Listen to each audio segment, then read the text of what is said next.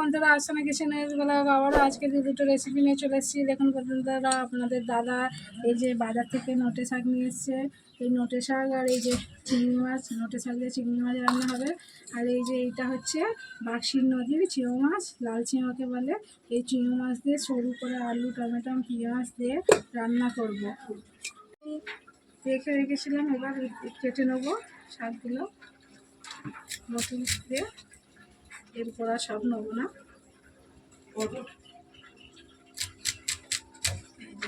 শাকগুলো আমি সব কেটে নিয়েছি, এবার পরিষ্কার করে দিয়ে নেবো। আমি আলুগুলো ছিলে নেবো। দেখুন বন্ধুরা, আমাদের এই যে চারিদিকটা কতটা সবুজে সবুজে ভরা। দেখুন এত সুন্দর দৃশ্য দিলে লাগছে যে বলার মতো নয়। ছিলে পানির মধ্যে ফেলে দিচ্ছি। দেখুন বন্ধুরা, আমার সব আলুগুলো ছিলে নেওয়া গেছে, এবার কেটে নেবো। দেখুন বন্ধুরা, আমি প্রথমে শাকের আলুটা কেটে নেবো। শাকের আলুটা একটু মোটা মোটা কাটবো, 3 পিস করেছি। আবার এটাকে এইভাবে কেটে নিচ্ছি। এই যে শাকের আলুটা পানির মধ্যে আবারও ফেলে দিচ্ছি। আলুটা আমি কেটে নিয়েছি। এবার মাছের আলুটাকে সরু সরু পাতলা পাতলা করে কেটে নেবো। প্রথমে আগে সরু পাতলা পাতলা করে পিস দেবো। এই যে একবারে পাতলা পাতলা করে এটাকে আবার সরু সরু করে কাটবো। এটা মাছে দেওয়ার জন্য পানির মধ্যে মাছেরও সব আলুগুলো আমার কেটে নেওয়া হয়ে গেছে। ছিলে দিয়ে কেটে নেবো দুটো তরকারির জন্য। পেঁয়াজগুলো আমি ছিলে সব পানির মধ্যে ফেলে দিয়েছি। টমেটোটাও ধুয়ে নেবো, কাঁচা লঙ্কাগুলোও ধুয়ে নেবো, ধুয়ে সব কেটে নেবো।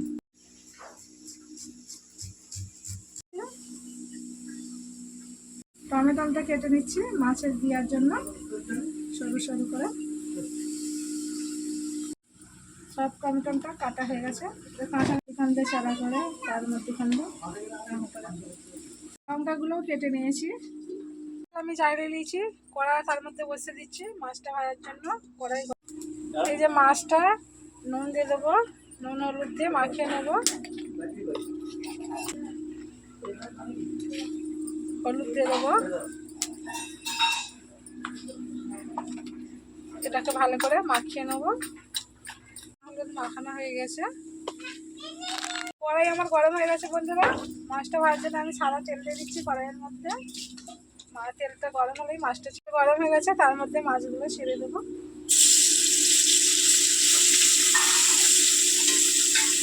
এগুলো তেলের মধ্যে ছেড়ে দিয়েছি, এগুলো উল্টে পাল্টা ভেজে নেবো। এক পিস হয়ে গেছে, উল্টে দিচ্ছি। আমার মাছগুলো ভাজা হয়ে গেছে বন্ধুরা, দেখুন তুলে নেবো। মাঝে মধ্যে করে ভেজে নিয়েছি।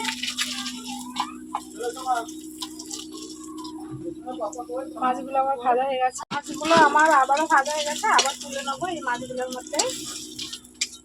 এই যে আমার সব মাছগুলো ভাজা হয়ে গেছে। কড়াই নামিয়ে নেবো। তরকারি বসানোর জন্য হাঁড়ি বসিয়ে দেবো। আমি প্রথমে মাছের চচ্চড়িটা করবো হাঁড়ির মধ্যে। হাঁড়ি ততক্ষণ গরম হোক, তারপরে তেল দেবো। হাঁড়ি গরম হয়ে গেছে, সরিষার তেল ঢেলে দিচ্ছি মাছের তরকারিটা করার জন্য। তেল গরম হয়ে গেছে, তার মধ্যে পেঁয়াজ কোচানো, কাঁচা লঙ্কা কোচানো তেলের মধ্যে দিয়ে দেবো। তাকে ভালো করে নেড়ে চেড়ে লাল লাল করে ভেজে নেবো। এর মধ্যে তেল গরম হয়ে যেতে পেঁয়াজ কাঁচা লঙ্কা দিয়ে দিয়েছি। ওটাকে লাল লাল করে নেবো। তারপরে আদা রসুন দেবো, তারপরে আলু দেবো, তারপরে সব রকমের মশলা দেবো। লাল লাল হয়ে গেছে, তার মধ্যে আদা রসুন বাটা দিয়ে দেবো। আদা রসুন বাটা দেওয়ার পর ওর মধ্যে একটু লবণ দিয়ে দেবো পরিমাণ মতো। এই যে ওর মধ্যে নুন দিয়ে দেবো পরিমাণ মতো। নুন দেওয়ার পর আদা রসুনটাকে ভালো করে ভেজে নেবো। আমার ভাজা হয়ে গেছে, তার মধ্যে এই যে আলু কুচানো কড়াইয়ের মধ্যে রয়েছে, ওটাকে তুলে দেবো। হয়ে গেছে, একটু ভালো করে নেড়ে চেড়ে কষে নেবো। তারপরে সব রকমের মশলা দেবো। তরকারির মধ্যে প্রথমে হলুদের গুঁড়া দেবো,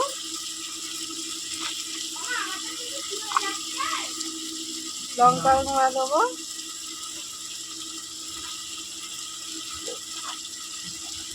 ধনের গুঁড়া, ধনে আর জিরে গুঁড়া দেবো একটা। দেওয়ার পর মশলাটাকে ভালো করে নেড়ে চেড়ে অল্প করে একটু পানি দিয়ে দেবো। অল্প করে পানি দেবো, দিয়ে মশলাটাকে ভালো করে কষে নেবো। তারপর আমার আলুটা কষানো হয়ে গেছে, এর মধ্যে এবার টমেটো পানি ঢেলে দিয়ে টমেটো মাছগুলো ওপর থেকে ঢেলে দেবো। দেওয়ার পর আমার আলু কষানো হয়ে গেছে, এর মধ্যে পানি দিয়ে দিচ্ছি। পানি দেওয়ার পর এর মধ্যে টমেটো কষানো দেবো, মাছগুলো দেবো, দিয়ে ঢাকনা দিয়ে ঢেকে দেবো। ভালো করে নেড়ে ছেড়ে দিচ্ছি।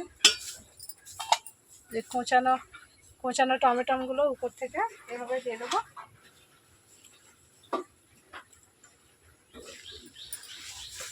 ভেজে রাখা মাছগুলো ওর মধ্যে দিয়ে দেবো।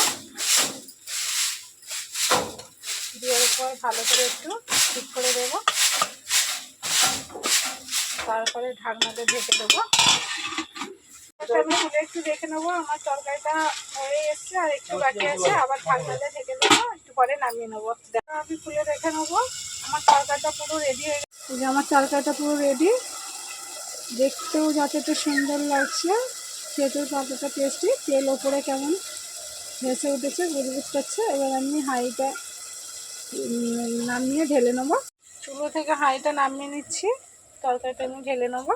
দেখুন বন্ধুরা আমার তরকারিটা পুরো রেডি হয়ে গেছে। এই যে গামলার মধ্যে ঢেলে নিয়েছি। আবার ওই হাঁড়িটা আমি ধুয়ে বসে দিচ্ছি শাকটা রান্না করার জন্য। একই হাঁড়ির মধ্যে হাঁড়ি হয়ে গেছে, শাক রান্নার জন্য আমি সরিষার তেল দিয়ে দেবো হাঁড়ির মধ্যে। তেল গরম হোক, তারপরে পেঁয়াজ দেবো। হয়ে গেছে, তার মধ্যে পেঁয়াজ আর কাঁচা লঙ্কা কুচানোটা দিয়ে দেবো। ওটাকে নেড়ে চেড়ে লাল লাল করে ভেজে নিই, তারপরে চিংড়ি মাছগুলো তেলের মধ্যে দেবো। চিংড়ি মাছগুলো তেল আর পেঁয়াজের মধ্যে দিয়ে দেবো। দেওয়ার পর একটু অল্প করে নুন দেবো। নুন দিয়ে তেল আর পেঁয়াজের মধ্যে চিংড়ি মাছটা ভেজে নেবো।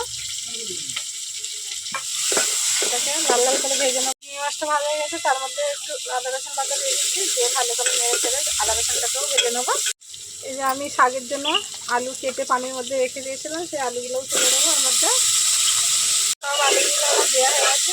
একটু চিংড়ি মাছ আদা রসুনের মধ্যে আলুটাকে ভালো করে কষে নেবো, তারপরে সব রকমের মশলা দেবো।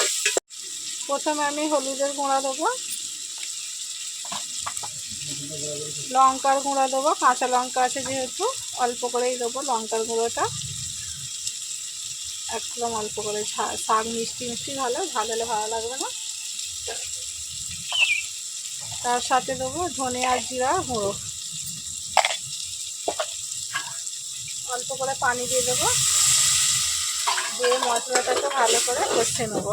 শাকের মধ্যে আমি অল্প করে তেল দেবো, তেলটা মাখিয়ে এইভাবে তেলটাকে মাখিয়ে নেবো ভালো করে। আলু কষানো হয়ে গেলে শাকটা তুলে দেবো।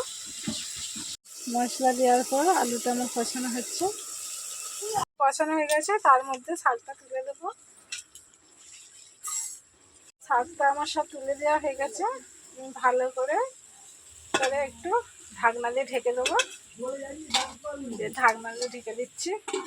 আবার একটু পরে খুলে ঢাকনাটা খুলে দেখে নেবো আমার শাকটা অনেক কমে গেছে। এই যে তখন দেখা যাচ্ছে তো হাঁড়ি হচ্ছে। এবার আবারও খুলে আমি একটু নেড়ে ছেড়ে দেবো ভালো করে, একটু ঘন ঘন খুলে আবার একটু ঢাকনা দিয়ে ঢেকে দেবো। খুলে দেখাচ্ছি বন্ধুরা, রান্নাটা পুরো রেডি। খুন্তি দিয়ে নেড়ে দেখাচ্ছি আপনাদেরকে। শাকও সিদ্ধ হয়ে গেছে, আলুও সিদ্ধ হয়ে গেছে, একটুকু কিন্তু ঝরঝরে কি সুন্দর রান্না হয়েছে দেখতেই পাচ্ছেন। আমার শাক রান্না পুরো রেডি। ভাত বেড়ে নিয়েছি। দেখুন বন্ধুরা শাক রান্নার কালারটা কতটা সুন্দর লাগছে, দেখতে যতটা সুন্দর খেতেও ততটা টেস্টি। এই যে মাছ চচ্চড়ি, কালারটা কত সুন্দর লাগছে, দেখতেও যতটা সুন্দর খেতেও ততটা টেস্টি। প্রথমে আমি এই যে মাছ চচ্চড়িটা বেড়ে নেবো। এইগুলো অনেক বড় বড় মাছ ছিল, এই জন্য একে ছোটো ছোটো পিস করে নিতে হয়েছে। আমাদের এখানে তো এগুলো চিংড়ি মাছ বলে, আর কোথায় কি বলে আমার তো জানা নেই, এক এক গ্রামে এক একটা নাম বলে।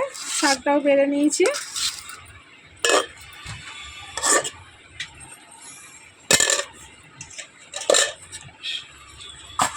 দেখুন বন্ধুরা এই মাছটা তো আমাদের এখানে চিংড়ি মাছ বলে, আর কোথাও যদি অন্য কোনো নাম বলে আমার তো জানা নেই, আপনারা কমেন্ট করে বলবেন একে কী নামে বলে।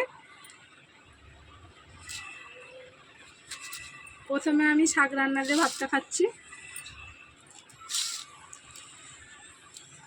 শাক রান্নার চিংড়ি মাছ, বড় বড় চিংড়ি মাছ এগুলো।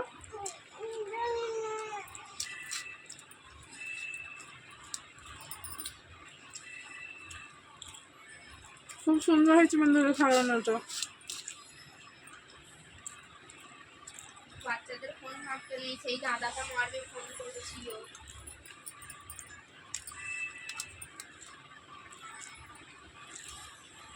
মাছ চচ্চড়ির আলু নিয়ে নিচ্ছি।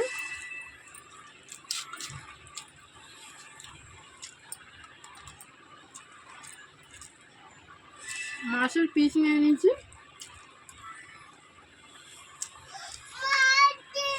মাছ রান্নাটাও খুব সুন্দর হয়েছে বন্ধুরা। সেম টু সেম আমি যেভাবে রান্না করলাম আপনারা এইভাবে দুটো রান্না এইভাবে বাড়িতে করে খাবেন, খেয়ে তারপরে বুঝতে পারেন কতটা টেস্টি হয়। আজকের ভিডিও এখানকার মতোই শেষ হলো, আবার নতুন ভিডিও নিয়ে হাজির হব।